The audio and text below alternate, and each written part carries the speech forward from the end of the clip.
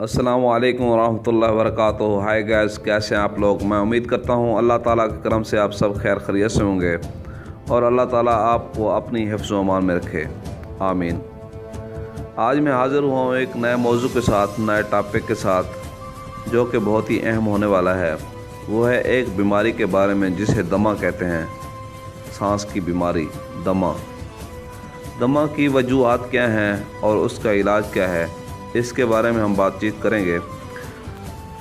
Please बात को आगे बढ़ाने से पहले आप मेरे चैनल को सब्सक्राइब करें, लाइक करें, शेयर करें और बेल के बटन को दबा दें ताकि हर आने वाली नई वीडियो का नोटिफिकेशन आपको मिलता रहे और आप इससे मुस्तफ़ीद होते रहें। चलो बात को आगे बढ़ाते हैं।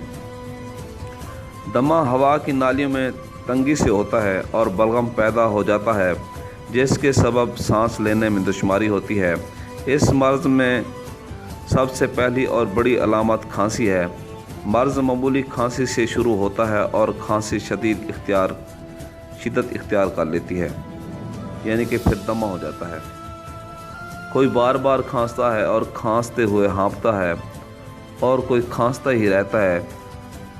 दीगर अलामत दर्ज झैल हैं जो मैं आपको बताने जा रहा हूँ।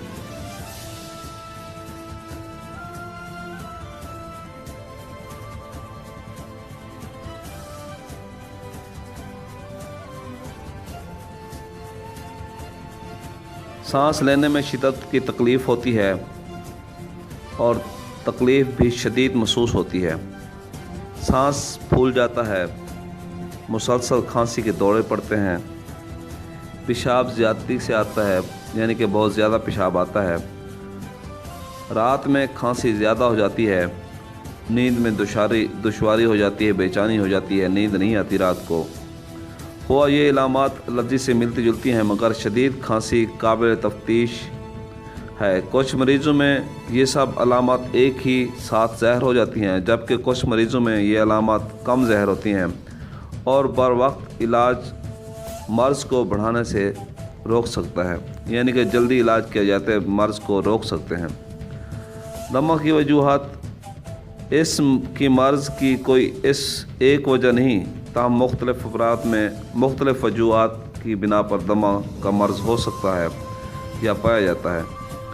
सांस की नालियों में तंगी या ख़राबी, सांस की नालियों का सिकुड़ना, फेफड़ों की नाली में तंगी। इसके अलावा दमा माहौलियाती वजूहात और आदात की वजह से भी हो सकता है, जैसा कि सिगरेट नोशी, नशा और अद्वियात, फ़िज़ाई आलूदगी, क़ुव्वत मुदाफ़त की कमज़ोरी। ये मर्ज़ मुख्तलिफ़ बीमारियों की वजह से भी लाहक हो सकता है, जिनमें से चंद ये हैं, यानी कि गले पड़ना, टॉन्सिल्स, गले हो जाना, गिलहड़ हो जाना, दिल की अमराज हो जाना, बदहज़मी की या मैदे की मर्ज़ होना, या मरीज़ को कब्ज़ होना, ज़हनी कमज़ोरी या डिप्रेशन होना। इस वजूहात से भी ये बीमारी हो सकती है। तो इसके बारे में इलाज है, एक नुस्खा है जो मैं आपको बताने जा रहा हूँ। बहुत ही अहम और ज़बरदस्त नुस्खा है। नंबर 1 पर है मलट्ठी, यानी कि जिसे मलवट्ठी भी कहते हैं। नंबर 2 पर है नशादर।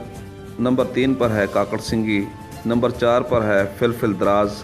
नंबर 5 पर है फुटकंडा। नंबर 6 पर है सुहागा बरियाँ।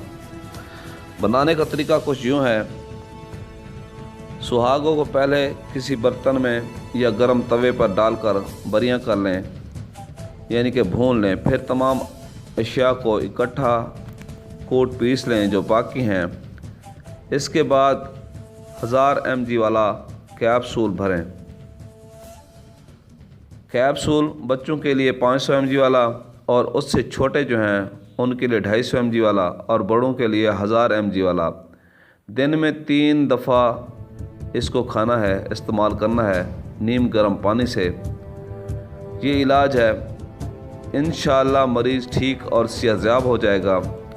परहेज़ जो करना है वो तली हुई चीज़ें, यानी कि चावल, पकोड़े, समोसे, अचार और ये चीज़ें नहीं खानी। इससे इंशाअल्लाह मरीज़ ठीक होगा और दुआ देगा। अगर कोई कैप्सूल बनाकर नहीं खाता तो ऐसे भी पुड़िया बनाकर मुंह में डालकर ऊपर पानी पी सकता है। سوری میں ان کا وزن بتانا بھول گیا، ان سب کا وزن برابر ہے، یعنی کہ 1 تولہ لیں تو 1 تولہ، اگر 2 تولہ لیں تو 2 تولہ۔ اینڈ میں آپ کو میں یہ نسخہ لکھ کر بتا دوں گا، پلیز اسے ضرور بنائیے گا۔ ایسی ویڈیو دیکھنے کے لیے ہمارے چینل کو ضرور دیکھتے رہیے گا۔ اللہ حافظ، ملتے ہیں اگلی ویڈیو کے ساتھ، فی امان اللہ۔